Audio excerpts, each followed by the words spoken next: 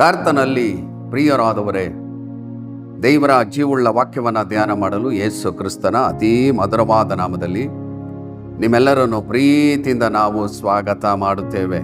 ನೀವೆಲ್ಲರೂ ಸಂತೋಷವಾಗಿ ಕ್ಷೇಮವಾಗಿದ್ದೀರಿ ಎಂದು ನಾನು ಕರ್ತನಲ್ಲಿ ನಂಬಿದ್ದೇನೆ.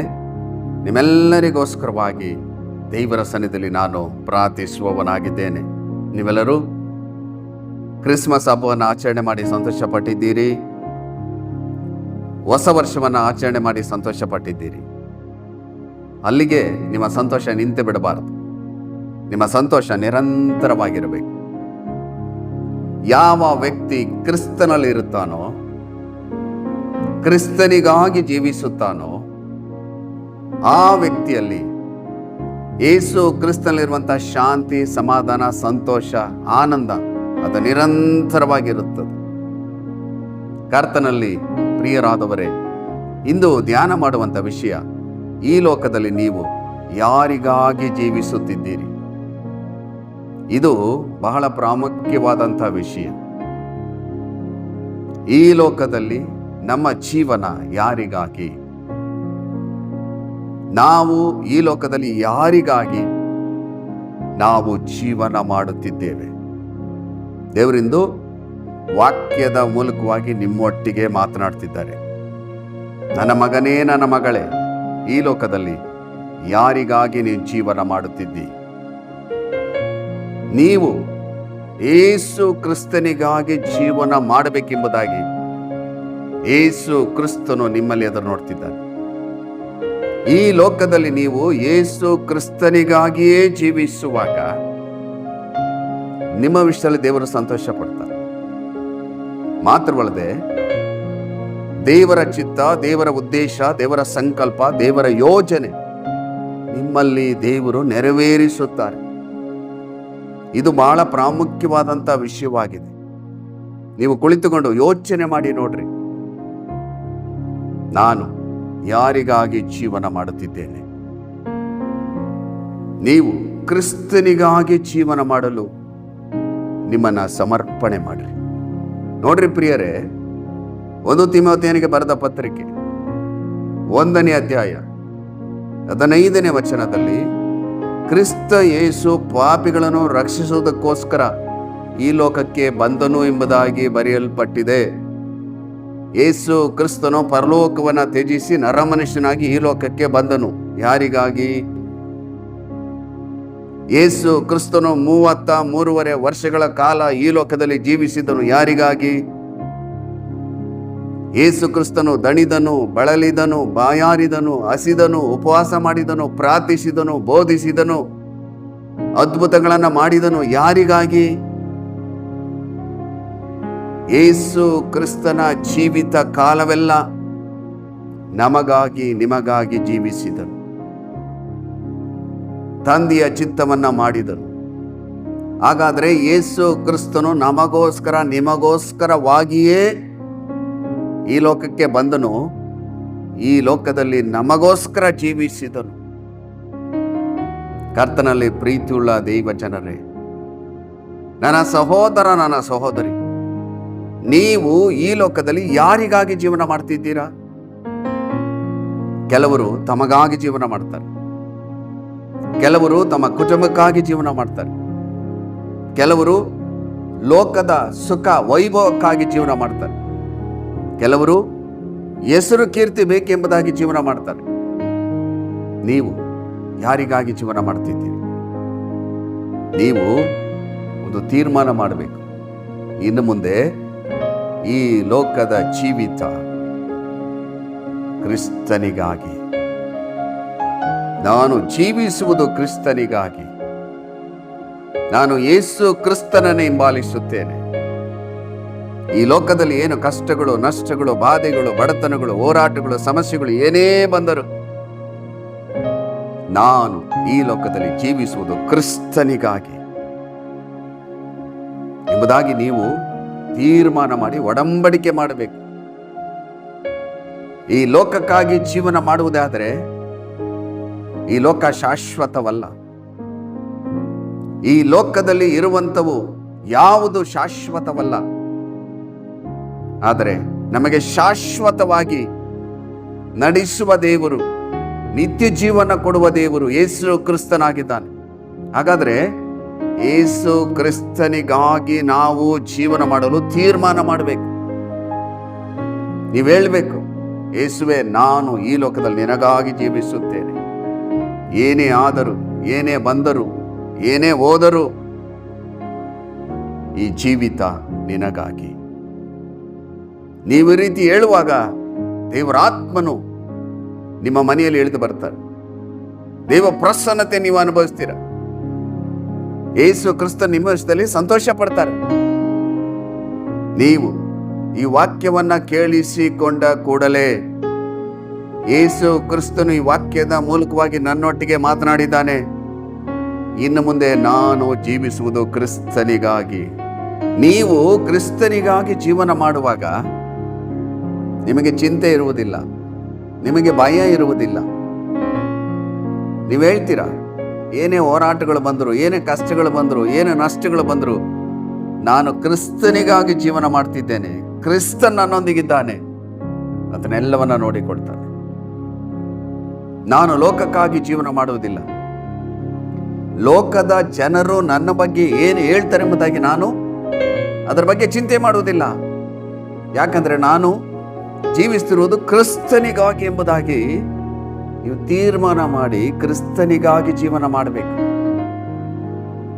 ಯೇಸು ಕ್ರಿಸ್ತನು ನಿಮಗೋಸ್ಕರವಾಗಿ ಜೀವಿಸಿದನು, ನಿಮಗೋಸ್ಕರವಾಗಿ ಎಲ್ಲವನ್ನ ಮಾಡಿ ಮುಗಿಸಿದನು. ನೀವು ಕ್ರಿಸ್ತನಿಗಾಗಿ ಜೀವಿಸಬೇಕು. ನೋಡ್ರಿ ಪ್ರಿಯರೇ, ಇನ್ನ ಸ್ಪಷ್ಟವಾಗಿ ಬರೆಯಲ್ಪಟ್ಟಿದೆ.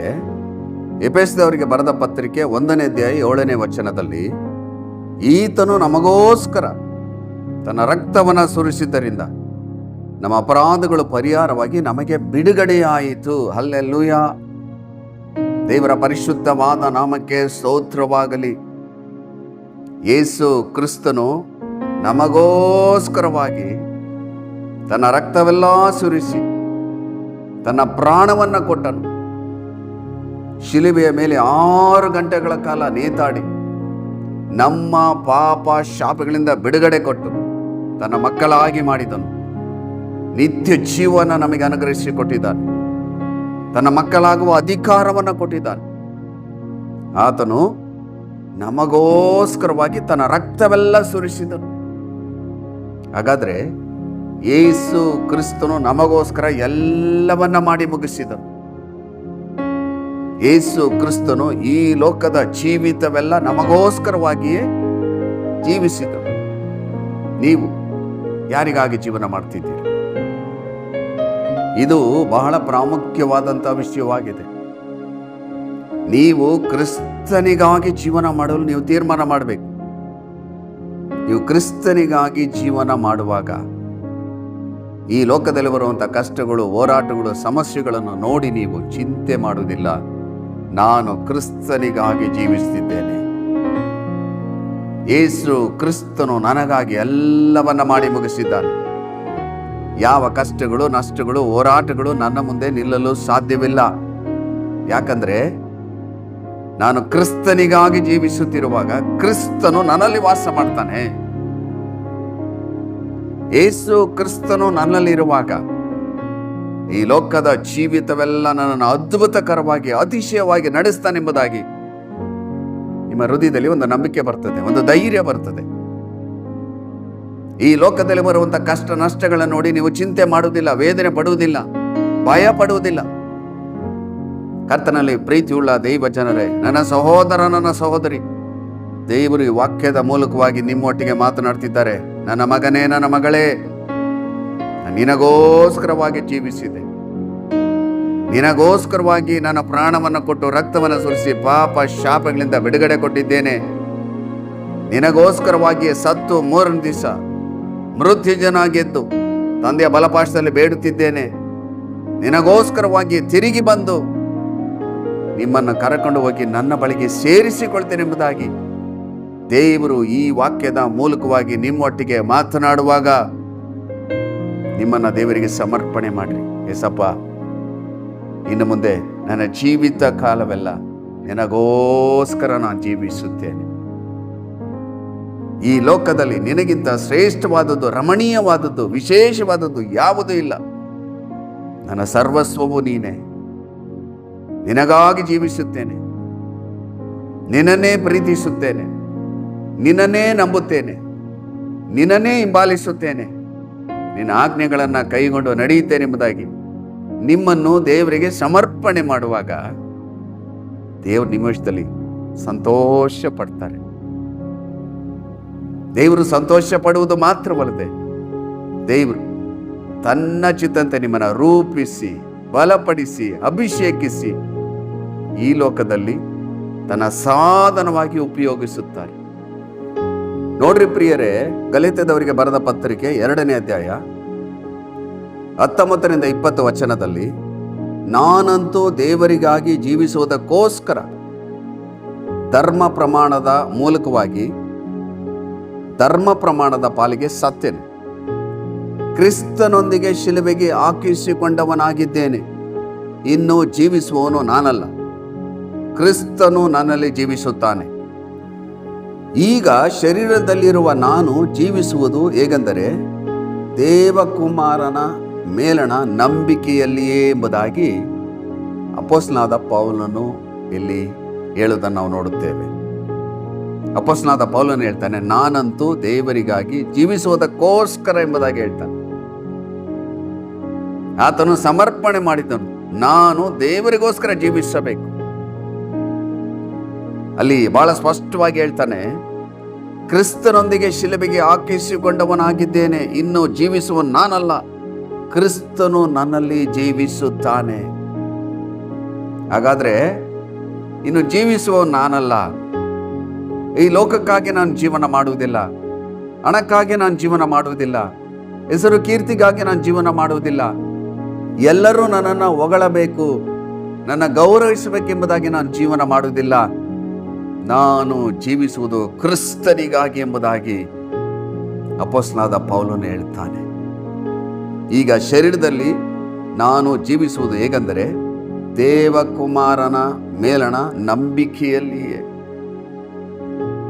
ನಾನು ಶರೀರದಲ್ಲಿ ಜೀವಿಸುತ್ತಿರುವುದು ಕ್ರಿಸ್ತನಿಗಾಗಿ, ಆತನ ಮೇಲೆ ನಂಬಿಕೆಟ್ಟು ನಾನು ಜೀವಿಸ್ತೇನೆ ಎಂಬುದಾಗಿ ಅಪೊಸ್ತಲನಾದ ಪೌಲನು ಹೇಳುವ ಪ್ರಕಾರ ನೀವು ಹೇಳಬೇಕು. ನಾನು ಈ ಲೋಕದಲ್ಲಿ ಜೀವಿಸುವುದು ಕ್ರಿಸ್ತನಿಗಾಗಿ, ಕ್ರಿಸ್ತನೊಂದಿಗೆ ಶಿಲುಬೆಗೆ ಹಾಕಿಸಿಕೊಂಡವನಾಗಿದ್ದೇನೆ. ಇನ್ನು ಜೀವಿಸುವ ನಾನಲ್ಲ, ಕ್ರಿಸ್ತನು ನನ್ನಲ್ಲಿ ಜೀವಿಸಬೇಕು. ನೀವು ಹೇಳಬೇಕು, ಕ್ರಿಸ್ತನು ನನ್ನಲ್ಲಿ ಜೀವಿಸಬೇಕು, ಕ್ರಿಸ್ತನು ನನ್ನಲ್ಲಿ ಬಾಳಬೇಕು, ಕ್ರಿಸ್ತನ ಚಿತ್ತ, ಉದ್ದೇಶ, ಸಂಕಲ್ಪ, ಯೋಜನೆ ನನ್ನಲ್ಲಿ ನೆರವೇರಬೇಕು. ಯೇಸು ಕ್ರಿಸ್ತನ ಘನವುಳ್ಳ ನಾಮ ಮಹಿಮೆ ಆಗಬೇಕು. ಹಾಗಾದರೆ ನಾನು ಜೀವಿಸ್ತಿರುವುದು ಕ್ರಿಸ್ತನಿಗಾಗಿ. ನೀವು ಪ್ರಾರ್ಥನೆ ಮಾಡುವಾಗ ದೇವರ ಮುಂದೆ ಇದು ಹೇಳಬೇಕು, ಯೇಸುವೆ, ನಾನು ಜೀವಿಸ್ತಿರುವುದು ನಿನಗಾಗಿ, ನಿನ್ನ ಚಿತ್ತ ಮಾಡುವುದಕ್ಕಾಗಿ, ನಿನ್ನ ಉದ್ದೇಶ ಸಂಕಲ್ಪ ನನ್ನಲ್ಲಿ ನೆರವೇರಬೇಕು. ಅದಕ್ಕಾಗಿ ನಾನು ಜೀವಿಸ್ತೇನೆ, ನಿನ್ನಲ್ಲಿ ನಂಬಿಕೆಟ್ಟು ನಾನು ಜೀವಿಸ್ತೇನೆ, ನಿನಗಾಗಿ ನಾನು ಬದುಕುತ್ತೇನೆ, ನಿನಗಾಗಿ ನಾನು ಜೀವಿಸ್ತೇನೆ. ಈ ಭೂಲೋಕದ ಜೀವಿತವೆಲ್ಲವೂ ನಿನಗಾಗಿ ಜೀವಿಸ್ತೇನೆ ಎಂಬುದಾಗಿ ಈ ದೇವರ ಮುಂದೆ ಪ್ರಾರ್ಥನೆ ಮಾಡಿ, ಒಡಂಬಡಿಕೆ ಮಾಡಿ, ದೇವರೊಟ್ಟಿಗೆ ನೀವು ನಡೆಯುವಾಗ ದೇವರು ನಿಮ್ಮ ವಿಷಯದಲ್ಲಿ ಸಂತೋಷ ಪಡುವುದು ಮಾತ್ರವಲ್ಲದೆ ದೇವರ ಚಿತ್ತ ನಿಮ್ಮಲ್ಲಿ ನೆರವೇರುತ್ತದೆ. ಕರ್ತನಲ್ಲಿ ಪ್ರೀತಿಯುಳ್ಳ ದೈವ ಜನರೇ, ನನ್ನ ಸಹೋದರ, ನನ್ನ ಸಹೋದರಿ, ಲೋಕಕ್ಕಾಗಿ ಜೀವನ ಮಾಡಿದ್ದು ಸಾಕು. ಲೋಕ ನಿಮಗೆ ಏನು ಕೊಡಲು ಸಾಧ್ಯವಿಲ್ಲ. ದೇವರು ಹೇಳ್ತಾರೆ, ಲೋಕವನ್ನು ಪ್ರೀತಿ ಮಾಡುವವನು ನನಗೆ ಯೋಗ್ಯನಲ್ಲ. ನೀವು ದೇವರನ್ನ ಪ್ರೀತಿ ಮಾಡುವುದೇ ಆದರೆ ದೇವರು ನಿಮಗೆಲ್ಲವೂ ಆಗಿದ್ದಾನೆ. ಕ್ರಿಸ್ತನಿಗಾಗಿ ನೀವು ಜೀವನ ಮಾಡುವುದಾದರೆ ಕ್ರಿಸ್ತನು ಈ ಲೋಕದ ಜೀವಿತವೆಲ್ಲ ಅದ್ಭುತಕರವಾಗಿ ನಿಮ್ಮ ನಡೆಸ್ತಾನೆ. ಈ ವಾಕ್ಯವನ್ನ ಕೇಳಿಸಿಕೊಂಡಂತ ನೀವು ಒಂದು ತೀರ್ಮಾನ ಮಾಡಬೇಕು, ನಾನು ಇನ್ನು ಮುಂದೆ ಜೀವಿಸುವುದು ಕ್ರಿಸ್ತನಿಗಾಗಿ.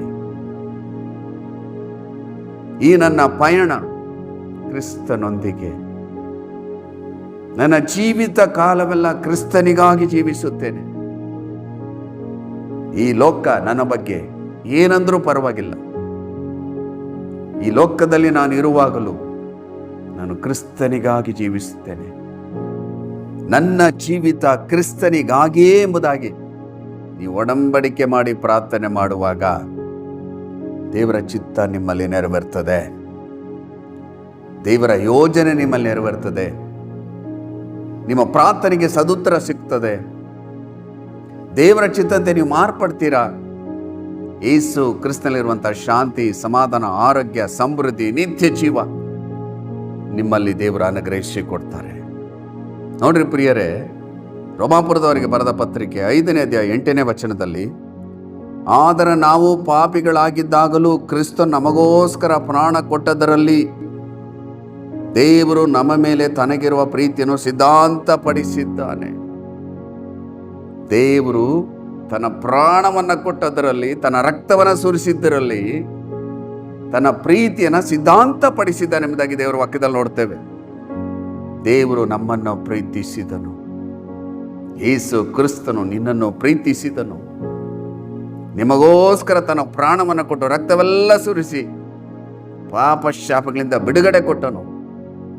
ಆತನು ಪರಲೋಕವನ್ನೇ ತ್ಯಜಿಸಿ ಈ ಲೋಕಕ್ಕೆ ಯಾತಕ್ಕಾಗಿ ಬಂದನೆಂಬುದಾಗಿ ಹೇಳುವುದಾದರೆ ನಮಗಾಗಿ ಆತನ ಪ್ರೀತಿಯನ್ನು ಪ್ರಕಟಪಡಿಸಿದನು. ಯೇಸು ಕ್ರಿಸ್ತನು ನಿಮ್ಮನ್ನು ಪ್ರೀತಿಸುತ್ತಾನೆ. ಆತನ ಪ್ರೀತಿ ಶಾಶ್ವತವಾದ ಪ್ರೀತಿ.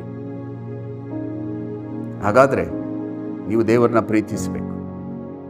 ನಿಮ್ಮನ್ನು ಪ್ರೀತಿಸುವಂಥ ದೇವರನ್ನು ನೀವು ಪ್ರೀತಿಸಬೇಕು. ನಿಮಗೋಸ್ಕರ ತನ್ನ ಪ್ರಾಣವನ್ನು ಕೊಟ್ಟು ರಕ್ತವನ್ನೇ ಸುರಿಸಿದಂಥ ಪ್ರೀತಿ ಸ್ವರೂಪರಾದ ದೇವರನ್ನು ನೀವು ಪ್ರೀತಿಸುವಾಗ, ಆತನಿಗಾಗಿ ಜೀವನ ಮಾಡಲು ನೀವು ತೀರ್ಮಾನ ಮಾಡುವಾಗ, ನಿಮ್ಮ ಜೀವಿತವನ್ನು ಕರ್ತನಿಗೆ ಸಮರ್ಪಣೆ ಮಾಡುವಾಗ ದೇವರು ನಿಮ್ಮ ವಿಷಯದಲ್ಲಿ ಸಂತೋಷ ಪಡ್ತಾರೆ. ದೇವರು ನಿಮ್ಮ ವಿಷಯದಲ್ಲಿ ಸಂತೋಷ ಪಡಬೇಕು. ಇದು ಬಹಳ ಪ್ರಾಮುಖ್ಯವಾದಂಥ ವಿಷಯ. ಪ್ರತಿದಿನ ದೇವರ ಚಿತ್ತ ನಿಮ್ಮಲ್ಲಿ ನೆರವೇರಬೇಕು. ಇದು ಬಹಳ ಪ್ರಾಮುಖ್ಯವಾದಂಥ ವಿಷಯ. ಪ್ರತಿದಿನ ದೇವರಾತ್ಮ ನಿಮ್ಮನ್ನು ಆಳ್ವಿಕೆ ಮಾಡಬೇಕು. ಇದು ಬಹಳ ಪ್ರಾಮುಖ್ಯವಾದಂಥ ವಿಷಯ. ಪ್ರತಿದಿನ ದೇವರ ವಾಕ್ಯದಂತೆ ನೀವು ನಡೆಯಬೇಕು. ಇದು ಬಹಳ ಪ್ರಾಮುಖ್ಯವಾದಂಥ ವಿಷಯ. ನೀವು ದೇವರಿಗೆ ನಿಮ್ಮನ್ನು ಸಮರ್ಪಣೆ ಮಾಡಿ ಕ್ರಿಸ್ತನಿಗಾಗಿ ನೀವು ಜೀವನ ಮಾಡುವಾಗ ದೇವರು ತನ್ನ ಚಿತ್ತವನ್ನು ನಿಮ್ಮಲ್ಲಿ ನೆರವೇರಿಸ್ತಾರೆ. ನೋಡ್ರಿ ಪ್ರಿಯರೇ, 1 ಕೊರಿಂಥದವರಿಗೆ ಬರೆದ ಪತ್ರಿಕೆ 2ನೇ ಅಧ್ಯಾಯ 9ನೇ ವಚನದಲ್ಲಿ, ದೇವರು ತನ್ನನ್ನು ಪ್ರೀತಿಸುವವರಿಗಾಗಿ ಸಿದ್ಧ ಮಾಡಿರುವಂಥದ್ದೆಲ್ಲವನ್ನು ಕಣ್ಣು ಕಾಣಲಿಲ್ಲ, ಕಿವಿ ಕೇಳಲಿಲ್ಲ, ಅದರ ಭಾವನೆಯು ಮನುಷ್ಯನ ಹೃದಯದಲ್ಲಿ ಹುಟ್ಟಲಿಲ್ಲ ಎಂಬುದಾಗಿ ಬರೆಯಲ್ಪಟ್ಟಿದೆ. ದೇವರು ತನ್ನನ್ನ ಪ್ರೀತಿಸುವವರಿಗೆ ಎಲ್ಲವನ್ನ ಸಿದ್ಧ ಮಾಡಿ ಇಟ್ಟಿದ್ದಾರೆ. ಹಲ್ಲೆಲೂಯಾ. ದೇವರ ಪರಿಶುದ್ಧವಾದ ನಾಮಕ್ಕೆ ಸ್ತೋತ್ರವಾಗಲಿ. ನೀವು ಲೋಕವನ್ನ ಪ್ರೀತಿಸಬಾರದು, ಹಣವನ್ನ ಪ್ರೀತಿಸಬಾರದು, ಲೋಕದಲ್ಲಿ ಇರುವಂಥವುಗಳನ್ನ ಪ್ರೀತಿ ಮಾಡಬಾರದು. ನಿಮ್ಮನ್ನ ಪ್ರೀತಿಸಂತ ದೇವರು ನೀವು ಪ್ರೀತಿಸಬೇಕು. ನಿಮಗೋಸ್ಕರ ಪ್ರಾಣವನ್ನು ಕೊಟ್ಟು ರಕ್ತವನ್ನು ಸುರಿಸಿ ಪಾಪ ಶಾಪಗಳಿಂದ ಬಿಡುಗಡೆ ಕೊಟ್ಟಂತ ಪ್ರೀತಿ ಸ್ವರೂಪನಾದ ದೇವರು ನೀವು ಪ್ರೀತಿಸಬೇಕು. ನಿಮಗೋಸ್ಕರ ಎಲ್ಲವನ್ನ ಮಾಡಿ ಮುಗಿಸಲು ಶಕ್ತನಾದ ದೇವರನ್ನು ಪ್ರೀತಿಸಬೇಕು. ನಿಮ್ಮ ಸೃಷ್ಟಿಕರ್ತನಾದ ದೇವರು ನೀವು ಪ್ರೀತಿಸಬೇಕು.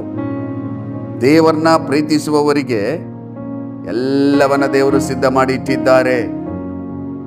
ಅದನ್ನ ಈಗ ನಿಮ್ಮ ಕಣ್ಣು ಕಾಣಲಿಲ್ಲ, ನಿಮ್ಮ ಕಿವಿ ಕೇಳಲಿಲ್ಲ. ಹಾಗಾದ್ರೆ ಇಹದಲ್ಲಿಯೂ ಪರದಲ್ಲಿಯೂ ದೇವರು ಎಲ್ಲವನ್ನ ಸಿದ್ಧ ಮಾಡಿ ಇಟ್ಟಿದ್ದಾರೆ. ಅದು ಯಾರಿಗೆ ಸಿಗ್ತದೆ? ದೇವರನ್ನ ಪ್ರೀತಿಸುವವರಿಗೆ. ಹಾಗಾದ್ರೆ ಈ ಲೋಕದಲ್ಲಿ ಎಲ್ಲ ವಿಧವಾದ ಆಶೀರ್ವಾದಗಳನ್ನ ದೇವರು ನಿಮಗೆ ಒದಗಿಸಿ ಕೊಡ್ತಾರೆ. ನೀವು ಕಷ್ಟದಲ್ಲಿಯೂ, ಸುಖದಲ್ಲಿಯೂ, ನೋವಿನಲ್ಲಿಯೂ, ನಲಿವಿನಲ್ಲಿಯೂ, ಬಾಧೆಗಳಲ್ಲಿಯೂ, ಬಡತನದಲ್ಲಿಯೂ ಯೇಸುವನ್ನ ಪ್ರೀತಿಸಬೇಕು. ಯೇಸು ಸ್ವಾಮಿ ಈ ಲೋಕದಲ್ಲಿ ಜೀವಿಸಿದ ದಿನವೆಲ್ಲ ನಮ್ಮನ್ನ ಪ್ರೀತಿಸಿದನು, ನಮಗಾಗಿ ಜೀವಿಸಿದನು. ನಾವು ಆತನ ಮಕ್ಕಳಾದ ನಾವು ಆತನನ್ನ ಪ್ರೀತಿ ಮಾಡಬೇಕು. ಕಷ್ಟಗಳು ಬಂದಾಗ ಗುಣಗುಟ್ಟಬಾರದು, ಸಮಸ್ಯೆಗಳು ಬಂದಾಗ ಗುಣಗುಟ್ಟಬಾರದು. ನನ್ನನ್ನು ಉಂಟು ಮಾಡಿದ ಪರಮ ತಂದೆಯ ದೇವರೇ ಯೇಸುವೆ, ನಿನಗೋಸ್ಕರ ಎಲ್ಲವನ್ನ ಸಹಿಸಿಕೊಳ್ಳುತ್ತೇನೆ, ನಿನಗೋಸ್ಕರ ನಾನು ಜೀವಿಸುತ್ತೇನೆ. ಈ ಕಷ್ಟದಲ್ಲಿ ನಾನು ಇರುವುದಿಲ್ಲ. ಈ ಕಷ್ಟದಿಂದ ಯೇಸು ಕ್ರಿಸ್ತನು ತಕ್ಕ ಸಮಯದಲ್ಲಿ ಬಿಡುಗಡೆ ಕೊಡ್ತಾನೆ. ಈ ಶೋಧನೆಗಳ ಮೇಲೆ ಜಯವನ್ನು ಕೊಡ್ತಾನೆ. ಯಾಕಂದರೆ ನಾನು ಜೀವಿಸುವುದು ಕ್ರಿಸ್ತನಿಗಾಗಿ. ಹೇಳ್ರಿ ನೀವು ಇನ್ನು ಮುಂದೆ, ನಾನು ಜೀವಿಸುವುದು ಯೇಸು ಕ್ರಿಸ್ತನಿಗಾಗಿ. ನನ್ನ ಜೀವಿತ ಯೇಸು ಕ್ರಿಸ್ತನಿಗಾಗಿ. ಈ ಲೋಕದಲ್ಲಿ ಏನೇ ಬಂದರೂ ನಾನು ಕ್ರಿಸ್ತನಿಗಾಗಿ ಜೀವಿಸುತ್ತೇನೆ. ನೀವು ಹೇಳ್ಬೇಕು ಈ ರೀತಿ, ಕ್ರಿಸ್ತನೊಂದಿಗೆ ಒಂದು ಒಡಂಬಡಿಕೆ ಮಾಡಿಕೊಳ್ಳಬೇಕು. ಯೇಸುವೆ, ನನ್ನ ಜೀವಿತ ಕಾಲವೆಲ್ಲ ನಿನಗಾಗಿ ಜೀವಿಸುತ್ತೇನೆ. ಈ ಲೋಕಕ್ಕಾಗಿ ನಾನು ಜೀವನ ಮಾಡುವುದಿಲ್ಲ, ನಿನಗಾಗಿ ಜೀವಿಸುತ್ತೇನೆ. ಯಾಕಂದರೆ ನೀನು ನನಗೋಸ್ಕರ ಜೀವಿಸಿದ್ದಿ, ನನಗೋಸ್ಕರ ಎಲ್ಲವನ್ನ ಮಾಡಿ ಮುಗಿಸಿದ್ದಿ, ನನಗೋಸ್ಕರ ಪರಲೋಕ ರಾಜ್ಯವನ್ನು ಸಿದ್ಧಪಡಿಸಿದ್ದಿ. ತಿರುಗಿ ಬಂದು ನನ್ನನ್ನು ಕರಕೊಂಡು ಹೋಗಿ ಪರಲೋಕ ರಾಜ್ಯದಲ್ಲಿ ಸೇರಿಸುವ ದೇವರಾಗಿದ್ದೀರಿ. ಈ ಲೋಕದ ಜೀವಿತವೆಲ್ಲ ನಾನು ನಡೆಸುವ ದೇವರೇ, ನಿನಗಾಗಿ ನಾನು ಜೀವಿಸ್ತೇನೆ ಎಂಬುದಾಗಿ ತೀರ್ಮಾನ ಮಾಡಿ ಹೇಳ್ಬೇಕು. ದೇವರ ಸಂದಲ್ಲಿ ಪ್ರಾರ್ಥನೆ ಮಾಡಬೇಕು. ಆ ರೀತಿ ನೀವು ಪ್ರಾರ್ಥನೆ ಮಾಡುವಾಗ ದೇವರು ನಿಮಗಾಗಿ ಸಿದ್ಧ ಮಾಡಿ ಇಟ್ಟಿರುವಂಥ ಎಲ್ಲ ಆಶೀರ್ವಾದಗಳನ್ನು ದೇವರು ನಿಮಗೆ ಅನುಗ್ರಹಿಸಿ ಕೊಡ್ತಾನೆ. ಬನ್ನಿ ಪ್ರಿಯರೇ, ಈ ವರ್ಷದಲ್ಲಿ ಒಂದು ತೀರ್ಮಾನ ಮಾಡಿ. ಈ ವರ್ಷ ಮಾತ್ರವಲ್ಲ, ಈ ಲೋಕದಲ್ಲಿ ನಾನು ಜೀವಿಸುವ ದಿನವೆಲ್ಲವೂ ಯೇಸು ಕ್ರಿಸ್ತನಿಗಾಗಿ ಜೀವಿಸುತ್ತೇನೆ. ನಿನ್ನ ಚಿತ್ತ, ನಿನ್ನ ಉದ್ದೇಶ, ಸಂಕಲ್ಪ ಮಾತ್ರ ನಾನು ನೆರವೇರಲಿ ಎಂಬುದಾಗಿ ನೀವು ಅರಿಕೆ ಮಾಡಿ ನನ್ನೊಟ್ಟಿಗೆ ಸೇರಿ ಪ್ರಾರ್ಥನೆ ಮಾಡುವಾಗ ದೇವರು ನಿಮಗೋಸ್ಕರ ಸಿದ್ಧ ಮಾಡಿ ಇಟ್ಟಿರುವಂಥ ಎಲ್ಲ ಆಶೀರ್ವಾದಗಳನ್ನ ಹೊಂದಿಕೊಳ್ಳಲು ಸಾಧ್ಯ. ಬನ್ನಿ ಪ್ರಿಯರೇ, ಪ್ರಾರ್ಥನೆ ಮಾಡೋಣ.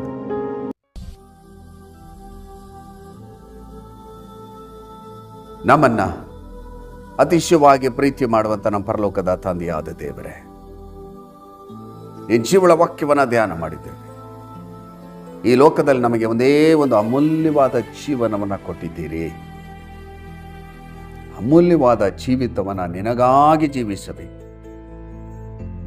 ಈ ಲೋಕದಲ್ಲಿ ನಮ್ಮನ್ನು ರಕ್ಷಿಸಿದ್ದೀರಿ, ಪಾಪ ಶಾಪದಿಂದ ಬಿಡುಗಡೆ ಕೊಟ್ಟಿದ್ದೀರಿ, ನಿನ್ನ ಮಕ್ಕಳಾಗುವ ಅಧಿಕಾರವನ್ನು ಕೊಟ್ಟಿದ್ದೀರಿ. ನಮ್ಮಲ್ಲಿ ನಿನ್ನ ಚಿತ್ತ, ಉದ್ದೇಶ, ಸಂಕಲ್ಪ, ಯೋಜನೆಯನ್ನು ಇಟ್ಟಿದ್ದೀರಿ. ಎಷ್ಟು ಜನರು ನನ್ನೊಟ್ಟಿಗೆ ಸೇರಿ, ಏಸಪ್ಪ, ಇನ್ನು ಮುಂದೆ ನನ್ನ ಜೀವಿತ ಕಾಲವೆಲ್ಲ ನಿನಗೋಸ್ಕರವಾಗಿ ಜೀವಿಸುತ್ತೇನೆ, ಲೋಕಕ್ಕಾಗಿ, ಹಣಕ್ಕಾಗಿ, ಹೆಸರು ಕೀರ್ತಿಗಾಗಿ ನನ್ನ ಜೀವನ ಮಾಡೋದಿಲ್ಲ. ಯೇಸು ಕ್ರಿಸ್ತ ನನಗೆಲ್ಲವಾಗಿದ್ದಾನೆ. ಯೇಸು ಕ್ರಿಸ್ತನು ನನಗೆ ಶಾಶ್ವತ ಸಂಪತ್ತು. ಯೇಸು ಕ್ರಿಸ್ತ ನನಗೆಲ್ಲವಾಗಿದ್ದಾನೆ ಎಂಬುದಾಗಿ ಎಷ್ಟು ಜನರು ನನ್ನೊಟ್ಟಿಗೆ ಸೇರಿ ಅರಿಕೆ ಮಾಡಿ ಪ್ರಾರ್ಥನೆ ಮಾಡ್ತಿದ್ದರೋ ಅವರ ಜೀವಿತದಲ್ಲಿ ನಿನ್ನ ಚಿತ್ತ ನೆರವೇರಲಿ ಸ್ವಾಮಿ. ನಿನ್ನನ್ನು ಪ್ರೀತಿಸುವವರಿಗೆ ಎಲ್ಲವನ್ನ ಸಿದ್ಧ ಮಾಡಿ ಇಟ್ಟಿದ್ದೀರಿ. ಈ ಲೋಕದ ಜೀವಿತವೆಲ್ಲ ನಮಗೋಸ್ಕರ ಜೀವಿಸಿದ್ದೀರಿ. ಕೊನೆಗೆ ನಿನ್ನ ಪ್ರಾಣವನ್ನೇ ಕೊಟ್ಟು ರಕ್ತವೆಲ್ಲ ಸುರಿಸಿ ಪಾಪ ಶಾಪದಿಂದ ಬಿಡುಗಡೆ ಕೊಟ್ಟಂತ ಮಹೋನ್ನತ ದೇವರೇ, ಪ್ರೀತಿ ಸ್ವರೂಪನಾದ ದೇವರೇ, ಈ ಜೀವಳ ವಾಕ್ಯ ಎಲ್ಲರ ಜೀವಿತದಲ್ಲಿ 100% ಕಾರ್ಯ ಮಾಡಿ. ಈ ವಾಕ್ಯವನ್ನು ಕೇಳಿಸಿಕೊಂಡಂಥ ಪ್ರತಿಯೊಬ್ಬರು ಇನ್ನು ನಾನು ಜೀವಿಸುವುದು ಕ್ರಿಸ್ತನಿಗಾಗಿ. ಕ್ರಿಸ್ತನಿಗಾಗಿ ನಾನು ಜೀವನ ಮಾಡುವಾಗ ಈ ಲೋಕ ನನ್ನ ಬಗ್ಗೆ ಏನೇ ಹೇಳಿದರೂ ಪರವಾಗಿಲ್ಲ. ಈ ಲೋಕ ನನಗೆ ಶಾಶ್ವತವಲ್ಲ. ನನ್ನ ಶಾಶ್ವತ ಲೋಕ ಪರಲೋಕ. ನಾನು ಜೀವಿಸುವುದು ಕ್ರಿಸ್ತನಿಗಾಗಿ ಎಂಬುದಾಗಿ ಎಲ್ಲರೂ ತೀರ್ಮಾನ ಮಾಡಲಿಕ್ಕಾಗುವಂತೆ ಕೃಪೆ ಕೊಡ್ರಿ. ನಾನು ಪ್ರಾರ್ಥನೆ ಮಾಡ್ತಿರುವಾಗ ಆ ಸ್ಥಳದಲ್ಲಿ ಪವಿತ್ರಾತ್ಮರ ಶಕ್ತಿ ಇಳಿದು ಬರಲಿ. ಯೇಸುವಿನ ರಕ್ತದ ಬಲ, ಯೇಸುವಿನ ಪುನರುತ್ಥಾನ ಬಲ, ಯೇಸುವಿನ ವಾಕ್ಯದ ಬಲ, ಪರಿಶುದ್ಧಾತ್ಮರ ಅಗ್ನಿ ಅಭಿಷೇಕ ಬಲ. ಎಷ್ಟು ಜನರು ನನ್ನೊಟ್ಟಿಗೆ ಸೇರಿ ಪ್ರಾರ್ಥನೆ ಮಾಡ್ತಿದ್ದಾರೋ, ಈ ವಾಕ್ಯವನ್ನು ಕೇಳಿಸಿಕೊಳ್ತಿದ್ದಾರೋ, ಅವರಿರುವಂಥ ಸ್ಥಳದಲ್ಲಿ ಇಳಿದು ಬರಲಿ ಸ್ವಾಮಿ. ಪರಿಸ್ಥಿತಿಗಳು ಮಾರ್ಪಡಲಿ. ಜೀವಿತದಲ್ಲಿರುವಂಥ ಕಷ್ಟ, ಕಣ್ಣೀರು, ಬಾಧೆ, ಬಡತನ, ಸಾಲ, ಹೋರಾಟಗಳು ನೀಗಿ ಹೋಗಲಿ ಯೇಸು ನಾಮದಲ್ಲಿ. ಅವ್ರ ವಿರುದ್ಧವಾಗಿ ನಿಲ್ಲುವಂಥ ಎಲ್ಲ ವೈರಿ ಬಲಗಳು, ಸೈತಾನ ಬಲಗಳು ಯೇಸು ನಾಮದಲ್ಲಿ ಮುರಿಯಲ್ಪಡಲಿ. ತಡ್ಡೆಗಳು ಮುರಿಯಲ್ಪಡಲಿ. ಯೇಸು ನಾಮದಲ್ಲಿರುವಂಥ ಎಲ್ಲ ಆಶೀರ್ವಾದಗಳನ್ನು ಹೊಂದಿಕೊಂಡು ಈ ಲೋಕದ ಜೀವಿತವೆಲ್ಲ ನಿನಗೋಸ್ಕರ ಜೀವಿಸು, ನಿನ್ನನ್ನೇ ಪ್ರೀತಿಸು, ನಿನ್ನನ್ನೇ ಬಾಲಿಸು. ಅವರಿಗೆ ಸಹಾಯ ಮಾಡಿ. ಪ್ರಾರ್ಥನೆ ಕೇಳಿದ್ದಕ್ಕಾಗಿ ಸ್ತೋತ್ರ. ಪ್ರತಿಯೊಬ್ಬರಲ್ಲಿ ಈ ವರ್ಷದಲ್ಲಿ ನಿನ್ನ ಯೋಚನೆ ಏನಿದೆ ಅದು ನೆರವೇರಲಿ. ಯೇಸುವಿನ ಅತೀ ಪರಿಶುದ್ಧವಾದ ನಾಮದಲ್ಲಿ ದೇನಿಂದಲೂ ತಾಳ್ಮೆಯಿಂದಲೂ ಬೇಡಿ ಹೊಂದಿದ್ದೇವೆ ನಮ್ಮ ಜೀವುಳ್ಳ ತಂದೆಯೇ. ಆಮೇನ್, ಆಮೇನ್. ಕರ್ತನಲ್ಲಿ ಪ್ರಿಯರಾದವರೇ, ದೇವರ ಜೀವುಳ್ಳ ವಾಕ್ಯವನ್ನು ಕೇಳಿಸಿಕೊಂಡಿದ್ದೀರಿ. ಮರಿಬೇಡ್ರಿ, ನೀವು ತೀರ್ಮಾನ ಮಾಡಬೇಕು. ನೀವು ಪ್ರಾರ್ಥನೆ ಮಾಡುವಾಗ ದೇವರ ಮುಂದೆ ಒಡಂಬಡಿಕೆ ಮಾಡಬೇಕು. ಅದು ಹಿಂದೆ ಮಾಡಬೇಕು. ಇನ್ನು ಮುಂದೆ ನಾನು ಜೀವಿಸುವುದು ಕ್ರಿಸ್ತನಿಗಾಗಿ.